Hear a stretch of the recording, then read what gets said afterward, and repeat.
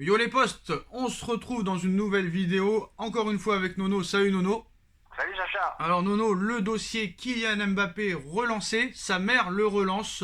Donc on va voir un petit peu toutes les informations, tu réagiras là-dessus et j'aurai quelques questions à te poser juste après.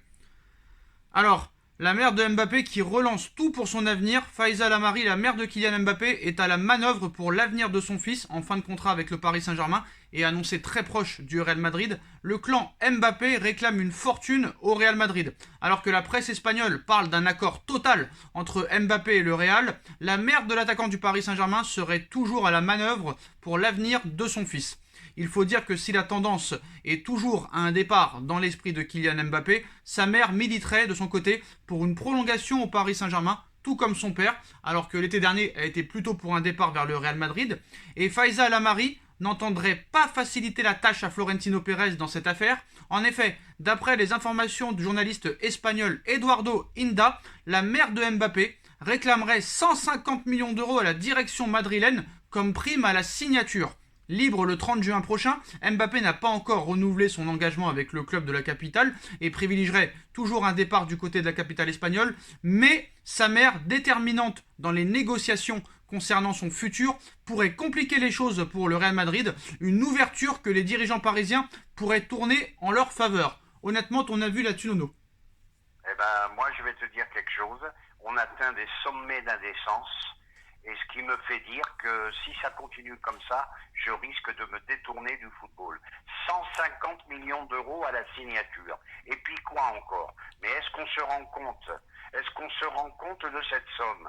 Mais ces gens sont-ils encore dans le réel? Eh ben, moi, je suis à la limite de l'écœurement quand même quand j'entends ça. Bah Nono, c'est très simple. Quand on te propose 1 million d'euros par semaine pour renouveler au Paris Saint-Germain, en plus d'une prime de fidélité de 100 millions d'euros, ce qui ferait un contrat de 200 millions d'euros, pourquoi elle ne serait pas dans le droit de demander la même chose? Qu'est-ce qu'elle a à perdre honnêtement? D'accord, mais on va arriver à un stade bientôt où les joueurs seront plus riches que les clubs. Voilà. Voilà, c'est tout ce que j'ai à dire. Messi milliardaire, Ronaldo milliardaire, Mbappé tôt ou tard sera milliardaire, mais où va-t-on? 150 millions d'euros à la signature, je sais plus les salaires colossaux mensuels. Non mais c'est invraisemblable. Là ça va trop loin, ça va trop loin. Alors j'aurais une grosse question à te poser en fin de vidéo, prépare-toi. Donc le Qatar, hein, toujours confiant pour Mbappé, désireux de conserver toujours Kylian Mbappé au moins jusqu'à la prochaine Coupe du Monde que le Qatar organise, le Paris Saint-Germain serait lui prêt à lui dérouler le tapis rouge ces prochains jours. Hein. Une prime à la signature de 150 millions d'euros ne serait donc pas une montagne insurmontable pour le prince et QSI. Et ne serait-ce que pour prolonger Mbappé de 2 ans, soit jusqu'en juin 2024, avec la garantie d'un transfert peut-être en cours à l'été 2023, même si personne n'ira chercher Mbappé en 2023 s'il est libre en 2024. D'ailleurs, l'ancien joueur du Paris Saint-Germain et ton grand ami Jérôme Roten a récemment déclaré sur RMC Sport qu'il existait bel et bien une chance de voir Mbappé paraffer un nouveau bail en faveur du PSG malgré cette élimination contre le Real.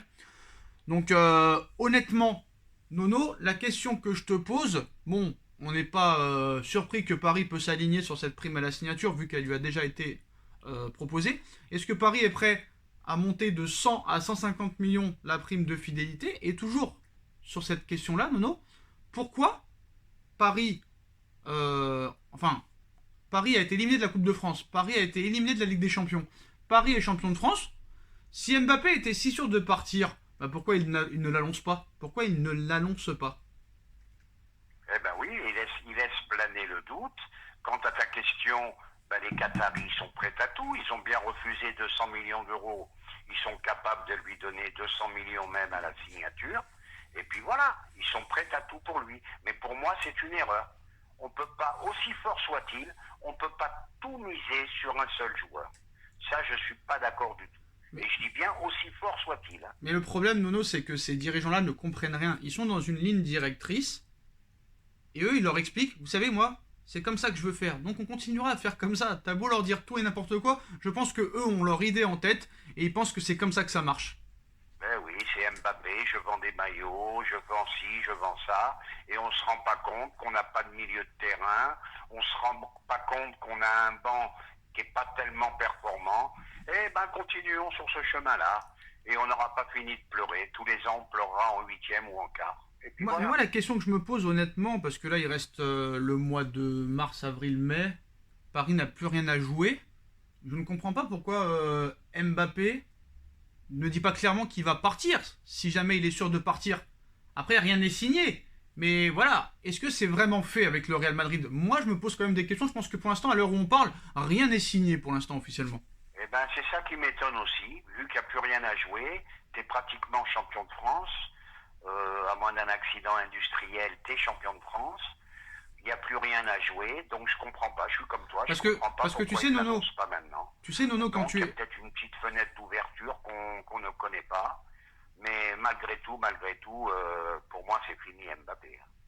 parce que tu sais, Nono, quand on est en fin de contrat, on peut signer où on veut à partir du 1er janvier. Donc s'il veut Mbappé, il n'a même pas besoin de demander l'autorisation au Paris Saint-Germain. S'il Ouais, veut je vraiment le sais, mais je signer, pense qu'il veut finir la saison tranquille. Il veut pas subir les sifflets qu'ont subi Messi et Neymar. Donc il est intelligent, le garçon, il est intelligent.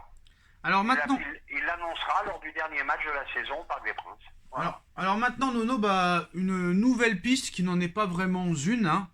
Paolo Dybala va quitter officiellement la Juventus à l'issue de son contrat.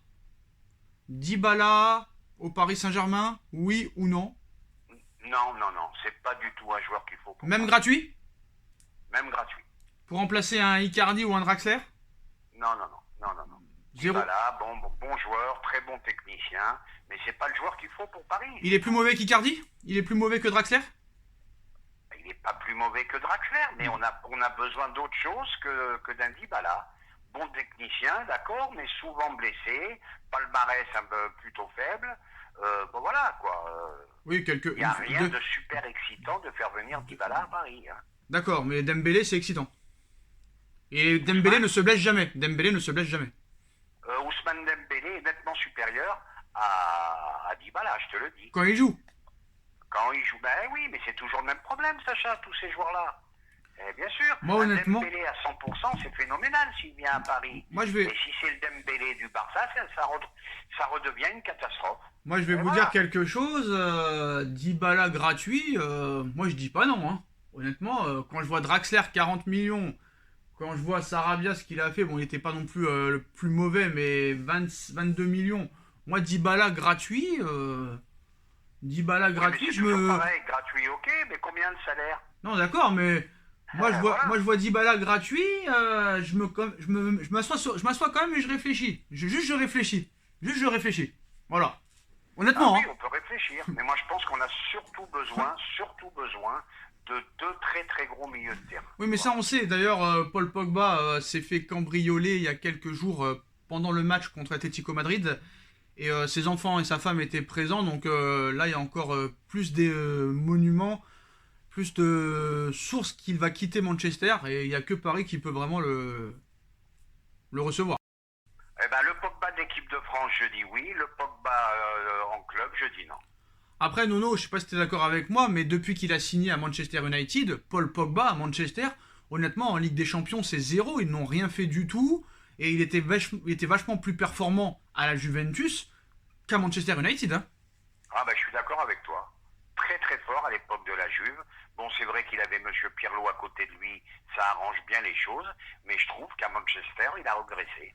Parce que 110 millions d'euros, après c'est sûr qu'il n'avait pas les mêmes milieux de terrain autour de lui, mais il y avait quand même des investissements faits par Manchester United, mais en Ligue des Champions, c'est zéro total. Moi je me rappelle Paul Pogba qu'il avait fait une saison 2014-2015 avec la Juve quand ils sont éliminés par le grand Barça de la MSN. C'était un Pogba extraordinaire. Hein.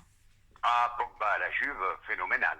Là, on est d'accord. Alors peut-être que vraiment il lui faut deux très forts milieux de terrain à côté de lui, comme Verratti au PSG ou Gay au PSG. C'est pour ça qu'un joueur ne peut pas tout faire, par exemple, dans un poste. C'est ça le problème.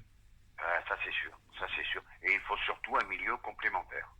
Alors, moi honnêtement, Nono, sur le prochain mercato, vu que j'ai l'impression que la stratégie ne sera pas si différente que les années précédentes, on va toujours aller sur les stars, malheureusement. Chose qu'il ne faut pas faire. Moi, je pense qu'il faut prendre des joueurs qui ont tout à prouver.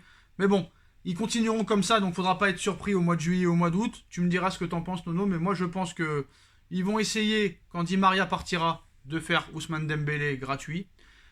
S'ils arrivent par miracle à vendre Icardi, plus le départ de Mbappé et peut-être Draxler, ils te prendront peut-être Dybala gratuit. Ça, c'est possibilité aussi. Après, Paul Pogba, vu qu'il s'est fait cambrioler et qu'il ne prolongera pas à Manchester United, en plus de ça, c'est un Français, il est de Paris, il y a de grandes chances que ça se fasse aussi gratuitement. Ça te fait 3 joueurs gratuits. Et en plus de ça, Chelsea a des problèmes. Peut-être que Rudiger, qui est une piste de longue date, pourrait aussi débarquer. Et là, à peine Rudiger annoncé au PSG, Nono, qu'on nous dit que ça va être un flop comme Wijnaldum. Est-ce que tu penses que c'est un mercato qui peut se passer comme ça? Et que, à l'arrivée, tout l'argent qui reste seront sur des milieux de terrain. On parle même de Nicolo Barella de l'Inter de Milan, qui pourrait aussi intéresser les dirigeants parisiens. Ah bah plus ça ira, Sacha, plus on ira. Il y aura de moins en moins de gros transferts. Plus ça va, c'est la nouvelle mode. C'est les joueurs libres. Maintenant, ils ont changé d'avis. Les joueurs, ils veulent de grosses primes à la signature. Donc, ils vont au bout de leur contrat. Et après, bon, ils arrivent gratuits. Ils prennent une tonne. Bon, et maintenant, est-ce que ça sera la même erreur que cette année? Si c'est avec la même direction, j'ai bien peur que oui. En espérant que ça change. Et pour répondre à la question, Nono, bon, ils sont intéressés par Fabian Ruiz de Naples, Nicolo Barella de l'Inter de Milan, avec Pogba et Verratti. Est-ce que ça pourrait marcher, ce genre de milieu de terrain? Ah, ben là, ça peut matcher. Mais encore, faut-il savoir avec quel coach, avec voilà, tout un ensemble de choses. Hein. Moi, je pense, Nono, et on finira là-dessus. Moi, je pense que... Moi, je serais eux, hein. Parce que ils peuvent pas mettre ça de côté pour l'instant. Ils vont continuer à essayer d'attirer les plus grosses stars possibles. Ils en sont obligés, je pense, à cause de la Coupe du Monde. Mais une fois que la Coupe du Monde sera terminée, en 2023, par exemple, on finira là-dessus, hein, Nono. Hein. Herrera sera en fin de contrat. Gay sera en fin de contrat. Oui, Icardi sera en fin de contrat. Icardi sera en fin de contrat. Enfin, tous les Kerrer sera en fin de contrat. S'en débarrasser une bonne fois pour toutes. Faire de notre mieux, honnêtement, pour l'année prochaine. Mais repartir vraiment de zéro à partir de la saison 2023, après cette Coupe du Monde de merde, là. Et enfin rebâtir de A à Z sur des joueurs français ou des joueurs jeunes, prometteurs, qui ont tout approuvé, plutôt que cette politique de star. Je te laisse finir sur ça. Eh ben, je crois que tu as raison. Il faut attendre que tous les indésirables aillent au bout de leur contrat. On sera enfin débarrassé et repartir sur une bonne base avec des jeunes joueurs et surtout des joueurs qui ont l'envie et qui ont l'amour du maillot et puis que ça change un peu de politique, quoi. Par contre, maintenant, Nono... et je finis là, est-ce que le Qatar sera encore là en 2023? Point d'interrogation. Par contre, Nono, s'ils sont toujours là, et que si par exemple avec Kerrer, Herrera et compagnie, ils font la même chose qu'avec Draxler et Kurzawa, là je pense que réellement tout le monde ira se jeter à la mer. Hein. Ah ben là, ça serait à plus rien comprendre. Hein, voilà. Qu'est-ce que tu veux que je te dise? Là, il n'y aurait plus rien à dire. Hein. Et est-ce que tu y crois encore en ces joueurs avec vraiment une nouvelle stratégie, un nouveau coach? Tu penses qu'un Kerrer, un Icardi, un Draxler pourrait progresser avec un autre coach? Ou carrément non, c'est des... fini. Draxler, ça fait 5 ans. Et pourquoi ils sont appelés tout le temps en équipe d'Allemagne alors? Eh ben ça c'est encore un truc que je comprends pas. Voilà, mais Draxler, il était bon quand il est arrivé. Hein. Ah mais bien sûr. J'ai vu faire un match énorme, malheureusement un match. Non, les 6 premiers mois sont très bons. Les 6 premiers mois sont très bons. Bon, ben Icardi, il s'est perdu à Paris. Kerrer, hyper limité. Là, j'ai beau être, je veux pas le critiquer, mais malheureusement, il est trop limité comme joueur. Il y a eu beaucoup d'erreurs de recrutement quand même. Draxler, ce qui lui a fait très mal, c'est qu'il fait 6 bons premiers mois de janvier 2017 à mai 2017, hein, et que le mec, on lui met Neymar et Mbappé, perte de confiance totale. Eh ben, on est d'accord. Bravo, Sacha. Ben, c'est tout à fait ça. Voilà. La même analyse que toi. Le mec, on m'achète 40 millions d'euros, je te fais une masterclass contre Marseille, contre le Barça, je te fais 6 bons mois, de ouf, hein, il marquait des buts et tout ça et tout, et on t'amène 2 joueurs à 402 millions d'euros, bah là, je te sers plus à rien. Et ben voilà, ils n'ont rien trouvé de mieux que lui mettre Neymar dans les pattes. Le mec, il a lâché Neymar et Mbappé, voilà. Neymar et Mbappé, hein. Voilà, le mec, il a lâché l'affaire. Neymar et Mbappé, alors que tu avais aussi Ben Arfa, Lucas, Cavani, et t'en avais d'autres que j'oublie, hein.